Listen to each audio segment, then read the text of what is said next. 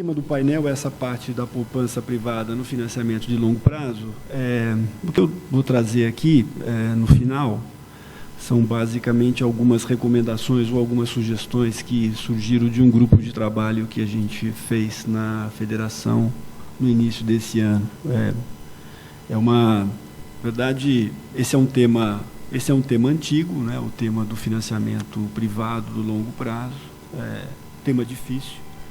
E eu queria dizer assim de início que eu acho que na origem deste problema nós temos o fato de que o Brasil, né, infelizmente, tem taxas de juros de curto prazo muito elevadas, né? Tem também uma inflação atualmente muito elevada, mas mesmo nos melhores momentos nós temos inflação que é elevada para padrões internacionais, o que faz com que as taxas de juros sejam muito altas, mesmo no curto prazo, o que torna muito difícil você pensar em alongamento de prazo do ponto de vista privado, né, de quem não tem funding longo ou quem tem, enfim, responsabilidade de trabalhar, né, com um depósito de terceiros, né. Passam a ser operações muito arriscadas. Operações muito arriscadas exigem taxas de juros muito altas e, portanto, acaba tornando difícil que você tenha esse tipo de operação, né? Então, assim, acho que do ponto de vista geral, uma pré-condição que seria muito importante seria termos, de fato, um nível de inflação bem mais baixo e taxas de juros de curto prazo menores, que eu acho que isso não resolveria o problema. Somente isso não quer dizer que a gente não deva pensar em outras coisas, mas isso seria uma pré-condição muito importante, né? Mas, como eu estava dizendo, o que a gente acabou fazendo foi um grupo de trabalho, e o que eu trago aqui, na verdade, são um pouco algumas sugestões que apareceram, né, nesse grupo de trabalho. Antes, eu só queria mencionar algumas coisas, que primeiro, quando a gente olha como é que o financiamento de longo prazo ele é feito, esse é uma daquele do grupo dos 30, eu trouxe aqui só para mostrar a vocês que, na verdade, quando a gente está falando de infraestrutura, especialmente, você tem, de longo prazo, nós estamos falando de lucros retidos, né, que é uma fonte de financiamento. A gente tem a participação do setor público de, em geral, 30%, isso é a amostra dos Estados Unidos e Europa. E quando a gente olha do restante, tem uma certa diferença, como aliás o Hernani já mencionou. Nos Estados Unidos, você tem um modelo mais baseado em mercado de capitais, né, que esse pedaço ele é mais financiado via mercado de capitais.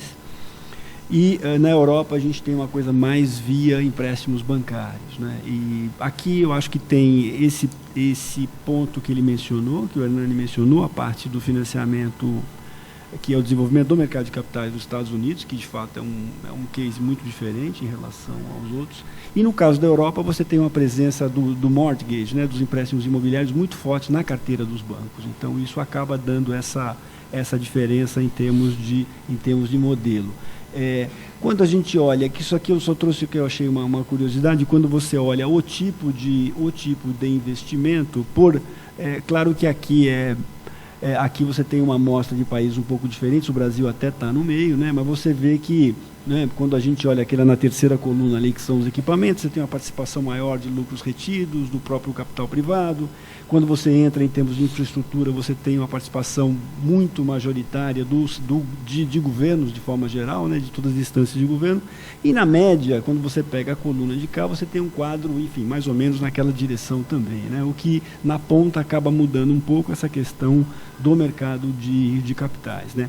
Eu, pessoalmente, acho que, de alguma maneira, nós vamos caminhar no Brasil na direção de mercado de capitais, eu acho. Eu acho que a gente já teve ensaios nessa direção, enfim, infelizmente, em função de instabilidade, a gente acabou tendo alguns retrocessos, mas eu acho que é um caminho que a gente vai acabar indo, até porque, quando você olha a experiência de forma geral, não é uma coisa só do Brasil. No Brasil, acho que isso é um pouco mais acentuado, mas nos outros países também, você tem uma diferença grande em termos de participação. Isso só ilustra um pouco o que eu falei. Os números mostram como os empréstimos bancários têm prazos substancialmente menores do que o prazo das outras operações.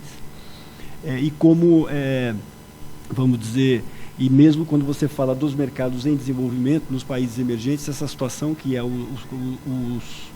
as barras em azul mostram como esse quadro ainda é mais significativo. Ou seja, estou dizendo aqui, os empréstimos bancários são de prazo menor, normalmente, e no caso de países emergentes, ainda mais baixo esse prazo, o que torna, digamos, complicado essa discussão de você ampliar os financiamentos. Como eu disse aqui, acho que é um problema competitivo importante, que é a questão da falta de um funding de longo prazo, né? Quando a gente fala de como é que eu vou financiar uma operação mais longa, né? As instituições financeiras, por diversos, especialmente aqui as privadas, por diversas razões, elas têm instrumentos curtos de captação.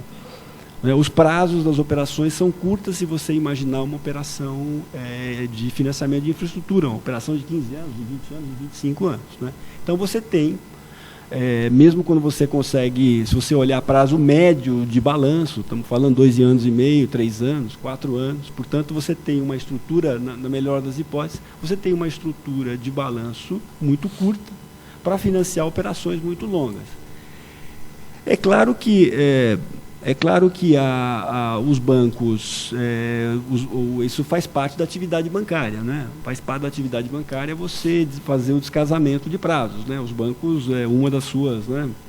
Bancos fazem isso, né? Captam mais curto, emprestam mais longo, até por conta em situações normais, taxas de juros mais longas são maiores, portanto eu tenho aqui um benefício, né? Um spread por conta disso. Mas nós estamos falando aqui de situações de diferenças muito grandes. Né? Nós estamos falando de situações que são muito... né? Nós temos no Brasil algumas peculiaridades. Né? Por exemplo, a poupança é uma outra coisa que é um pouco maluca. Né? Nós estamos falando da poupança, que é o principal instrumento de financiamento do setor imobiliário, que é um dinheiro que você pode ir lá sacar a qualquer momento. É um dinheiro que está líquido para você, como investidor, como aplicador, está lá disponível, e com aquele dinheiro são feitos empréstimos há 20 anos a 25 anos.